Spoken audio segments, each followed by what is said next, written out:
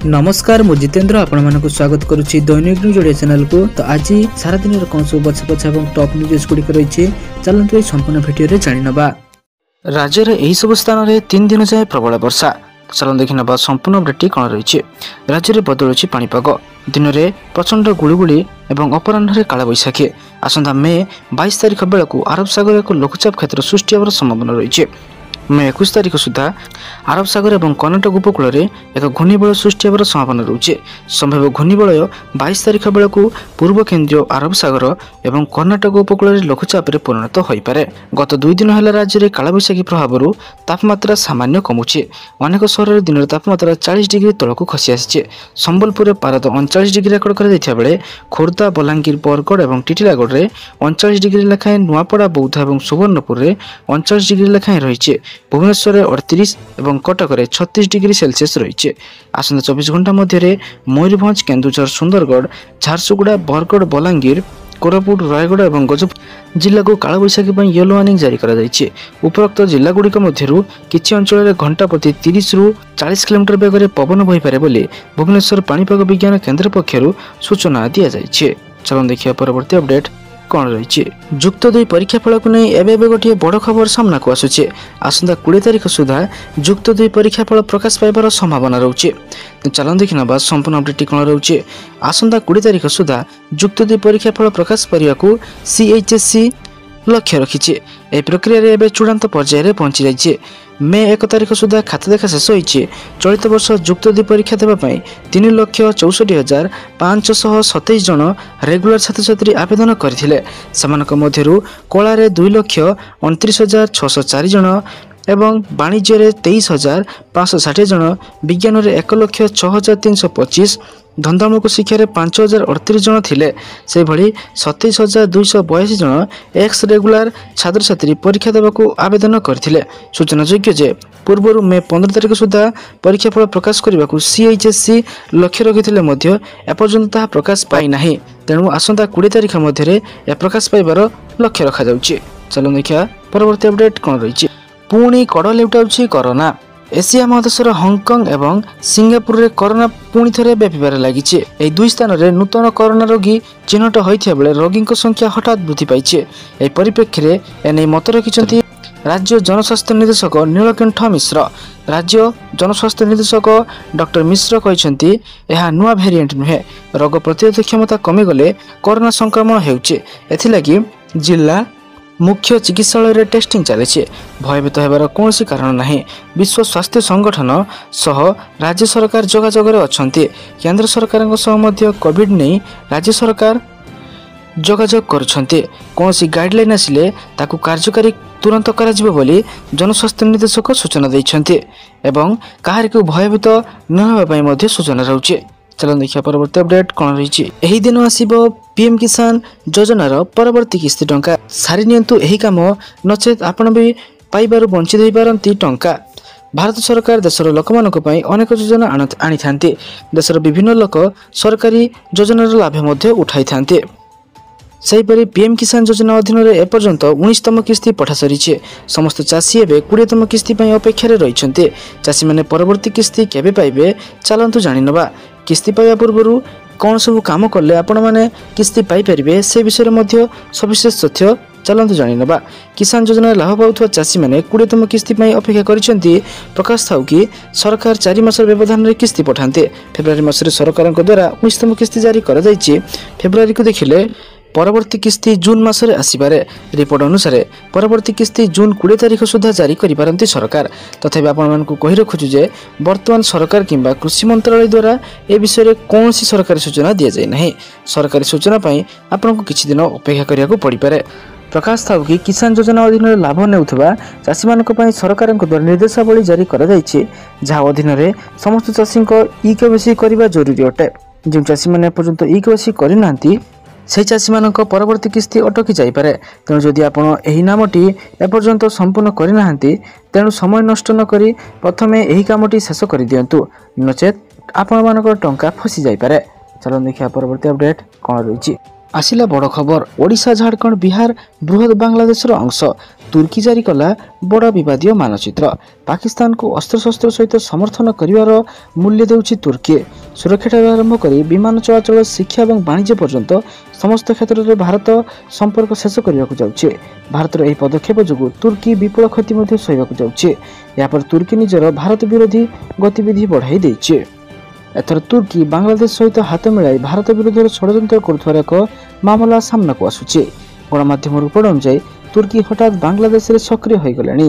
एक तुर्की समर्थित संगठन सेठारे निरंतर इस्लामिक चिंताधारा प्रचार करुछि। सल्तनत ए बांग्ला नामक संगठन मध्ययुगीय बंग सल्तनतर ऐतिहासिक ऐतिह्य विषय कहूचे और प्रकाशित मानचित्र रे बिहार, झारखंड, ओडिशा और समग्र उत्तर पूर्व को ग्रेटर बांग्लादेश अंश भाव दर्शाऊे। गुप्तचर मानकर सूत्र गुड़िक चेतावनी देइछन्ति जे एसईएम केवल विपज्जनक चिंताधारा को पुनर्जीवित करूना बर बांग्लादेश युवपीढ़ी मानक विशेषकर छात्र मानक ग्रेटर बांग्लादेश दृष्टिकोण को समर्थन करने सक्रिय भाव में संगठित करुचे। चलो देखिए परवर्ती अपडेट कौन रही। जारी हेब नुआ 20 टंकिया। भारतीय रिजर्व बैंक बड़ घोषणा। आगामी दिन मध्य 20 टंकार नुआ नोट जारी कर भारतीय रिजर्व बैंक। प्रचलित होगा नुआ 20 टंकिया नोट रे केंद्र सरकार नुआ गवर्नर संजय मल्होत्रा दस्तखत रहिबो। आरबीआई सूचना अनुसार नुआ नोट रे महात्मा गांधी फोटो नुआ सीरीज रे हेबो। नुआ 20 टंकिया नोट पुराना नोट सहित सामान रहिबो और सेतिरे गवर्नर दस्तखत परिवर्तन हेबो। या सहित आउ एक सूचना दैछन्ति जे पुराना नोट गुड़िक मध्य आग परि चालू रहिबो, किंतु एही नुआ नोट रे हल्का रंग परिवर्तन हेबा सहित आकार रे सामान्य परिवर्तन कराजिबो। या व्यतीत 20 टंकिया नोट रे बेदनगरी लिपि रे लिखाजिबो। महात्मा गांधी को फोटो पाखरे हिंदी रे भारत बोली छोट छोट अक्षर रे लिखा जाइथिबो। महात्मा गांधी को वाटरमार्क पाखरे गवर्नर सिग्नेचर मध्य रहिबो। या सहित एथिरे एक गुंफार फोटो रहिबो। एही उपाय माध्यम रे नुआ नोट असली बोली जना पड़िबो। अन्यपटे संजय मल्होत्रा आरबीआई गवर्नर भावे 11 डिसेम्बर 2024 रे कार्यकारी थिले। तांको 3 वर्ष पई चयन करा जाइछे। चलो देखिए परवर्ती अपडेट कोन रहिछे। 63,000 कोटी टंकार प्रकल्प करिवो टाटा। नियुक्ति पाइबे 34,000 लोके। 34,000 लोकन को नियुक्ति दिया जिवो। कारण जाजपुर रे टाटा हेबो 63,000 कोटी टंकार प्रकल्प।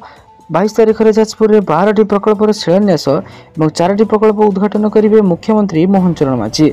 मोट 1,14,000 कोटी टंका प्रकल्पर ग्राउंड ब्रेकिंग और उद्घाटन करा केवल टाटार 63,000 कोटी टंकार प्रकल्पर शिलान्यास करा। जेएसडब्ल्यू और वेदांत व शिल्प प्रतिष्ठा आग्रह प्रकाश कर जगतसिंहपुर में पोस्को स्थान में जेएसडब्ल्यू प्लांट करुचे। एएमएनएस पारादीप रे कार्म आरंभ करिছে। केन्द्रापड़ा काम जारी रही शिल्प मंत्री संपद स्वाई। अन्यपटे शिल्प जमी नहीं काम करुनथिबा शिल्पानुष्ठान को द्वितीय सुजोग देइछन्ति राज्य सरकार। द्वितीय सुजोग जदि काम करिवे भल कथा, नहले सेमानकु जमी फेराइबाकु पड़िबो बोली ताकीद करछन्ति शिल्प मंत्री। चलो देखिए परवर्ती अपडेट कौन रही। राज्य में खोल 14टी नुआ केन्द्र समवाय बैंक। समवाय क्षेत्र हेब अधिक सक्रिय और चलचंचल। केवल कृषि ऋण लगाण में सीमित रही समवाय समिति। यह सशक्त कर लोके पाइबे बहुमुखी सेवा। एथि राज्य में अधिक जिला केन्द्र समवाय बैंक खोलने को निष्पत्ति नहीं राज्य सरकार। केन्द्र समवाय मंत्रालय अनुमोदन क्रमे नाबार्ड 14टी नुआ केन्द्र समवाय बैंक डीसीसीबी शाखा खोलने जाउछि। एही बैंक खोलिबा द्वारा ग्रामांचल अर्थनीति अधिक सक्रिय हेबो। गाँ अर्थनीतिर इंजिन साजिबो समवाय संस्था। केंद्रीय बैंक गुड़िक समवाय समितिर कृषि ऋण लगाणु प्रशासनिक व्यवस्था को अधिक अनुध्यान करिपारिबे। राज्य में 17टी केंद्र समवाय बैंक रही। एथिरु 14टी पुराना जिला मुख्यालय अवस्थित। दीर्घ वर्ष एवं राज्य में जिला संख्या बढ़ी 30 रे पहुंची जाइए। पैक्स गुड़िक सह केंद्र समवाय बैंक जोगाजोग समवाय व्यवस्था को अधिक सुदृढ़ कर दृष्टि रखी राज्यर 8 जिला केंद्र समवाय बैंक को विभक्त कर 14 डीसीसीबी कर राज्य में डीसीसीबी संख्या 31 को छुईब। चलो देखिए परवर्ती अपडेट कौन रही। ऋण भार में बुड़ीजर आशंका कर चिंतार अच्छी आईएमएफ। चलो देखी ना संपूर्ण अपडेट कौन रही। पाकिस्तान को ऋण देवा कुंठा प्रकाश करुच्ची आईएमएफ। ऋण में बुड़ीजर आशंका कर ऋण मंजूर करने चिंतार पड़ी। एथिपाई आगामी किस्ती पूर्व 11टी शर्त लगाई आईएमएफ बा आंतर्जातिक मुद्रा पांठि। एक गणमाध्यम रिपोर्ट प्रकाश पाउछि जे आईएमएफ प्रथम शर्त रखिछि बजेट को संसद मंजूरी। यह शर्त अनुसार आगामी आर्थिक वर्ष निमंते संघीय बजेट को संसद में गृहीत करने बाध्यतामूलक। सेपरि द्वितीय शर्त में विद्युत बिल उपर सरचार्ज ବୃଦ୍ଧି କରିବାକୁ କୁହାଯାଇଥିବା ବେଳେ ତୃତୀୟ ସର୍ତ୍ତରେ ପୁରୁଣା କାର ଆମଦାନୀ ଉପରୁ ଶୁଳ୍କ ହ୍ରାସ କରିବାକୁ କୁହାଯାଇଛି। ସେହିପରି ଚତୁର୍ଥଟି ସଂଘୀୟ ୟୁନିଟ୍ ଦ୍ୱାରା ନୂଆ କୃଷି ଆୟକର ଆଇନ ଲାଗୁ କରିବା, ଯାହାଦ୍ୱାରା କରଦାତାମାନଙ୍କର ଚିହ୍ନଟ, ରିଟର୍ଣ୍ଣ ପ୍ରୋସେସିଂ, ଅନୁପାଳନ ଏବଂ ସୁଧାର ଯାଞ୍ଚର ଅଭିଯାନ ମଧ୍ୟ ରହିଛି। ଏହିଭଳି ଆହୁରି ଅନେକ ସର୍ତ୍ତ ରଖିଛି IMF। ଚାଲ ଦେଖିବା ପରବର୍ତ୍ତୀ ଅପଡେଟ୍ କ'ଣ ରହିଛି। ରାଜ୍ୟରେ ଯଥାଶୀଘ୍ର ନୟାଗଡ଼ରୁ ବୌଦ୍ଧକୁ ଗଡ଼ିବ ରେଳଗାଡ଼ି। ମୁଖ୍ୟମନ୍ତ୍ରୀ ମୋହନ ଚରଣ ମାଝୀ ବୌଦ୍ଧ ଜିଲ୍ଲା ଗସ୍ତ କରି ଜିଲ୍ଲାପାଳଙ୍କ ସଦ୍ଭାବନା ସଭାଗୃହଠାରେ ଜିଲ୍ଲା ପ୍ରଶାସନର ସମସ୍ତ ଉନ୍ନତିମୂଳକ କାର୍ଯ୍ୟର ସମୀକ୍ଷା କରିଛନ୍ତି ଏବଂ ଜିଲ୍ଲାର ପ୍ରଶାସନର କାର୍ଯ୍ୟ ବିଷୟରେ ସମୀକ୍ଷା କରି ବୈଠକରେ ନିଜର ସନ୍ତୋଷ ପ୍ରକାଶ କରିଛନ୍ତି। ସେ ଅବସରରେ ମୁଖ୍ୟମନ୍ତ୍ରୀ କହିଥିଲେ ଯେ ବୌଦ୍ଧ ଜିଲ୍ଲାରେ ଅନେକ ବିକାଶମୂଳକ ପ୍ରକଳ୍ପ ଯଥା ରାସ୍ତା, ପୋଲ ନିର୍ମାଣ, ପାନୀୟ ଜଳ ଯୋଗାଣ, ଶିକ୍ଷା ଏବଂ ସ୍ୱାସ୍ଥ୍ୟ ଭିତ୍ତିଭୂମି ନିର୍ମାଣରେ ଉଲ୍ଲେଖନୀୟ ପ୍ରଗତି ହୋଇଛି। ଏହା ସହିତ ଜନଶୁଣାଣି, ଭତ୍ତା ବଣ୍ଟନ, ବରିଷ୍ଠ ଅଧିକାରୀ ଏବଂ ମନ୍ତ୍ରୀଙ୍କ ପରିଦର୍ଶନ, ମଧ୍ୟାହ୍ନ ଭୋଜନ ଯୋଜନା, ମୁଖ୍ୟମନ୍ତ୍ରୀ ଅନ୍ତ୍ୟୋଦୟ ଯୋଜନା, ମିଶନ ଶକ୍ତି ଇତ୍ୟାଦି ଉଲ୍ଲେଖନୀୟ ସଫଳତା ପାଇଁ ସମସ୍ତ ଅଧିକାରୀ ଓ କର୍ମଚାରୀଙ୍କୁ ମୁଁ ଅଭିନନ୍ଦନ ଜଣାଉଛି। ଏହି କାର୍ଯ୍ୟଗୁଡ଼ିକୁ ଜନସାଧାରଣଙ୍କ ଜୀବନଧାରାକୁ ବେଶ ଉନ୍ନତ କରୁଛି। ସେହିପରି ମୁଖ୍ୟମନ୍ତ୍ରୀ ମୋହନ ଚରଣ ମାଝୀ ବୌଦ୍ଧ ଜିଲ୍ଲା ଗସ୍ତ କରି ସୂଚନା ଦେଇଛନ୍ତି ଯେ ଯଥାଶୀଘ୍ର ନୟାଗଡ଼ରୁ ବୌଦ୍ଧକୁ ଗଡ଼ିବ ଟ୍ରେନ୍। ତ ସାରାଦିନ ଉପରେ ବଛା ଏବଂ ଗୁରୁତ୍ୱପୂର୍ଣ୍ଣ ଖବର ଜାଣିବା ପାଇଁ ଆମ ଚ୍ୟାନେଲକୁ ସବସ୍କ୍ରାଇବ୍ କରି ରଖନ୍ତୁ ଏବଂ ଆମ ଭିଡ଼ିଓ ଗୋଟେ ଲାଇକ୍ କରିଦିଅନ୍ତୁ। ଧନ୍ୟବାଦ।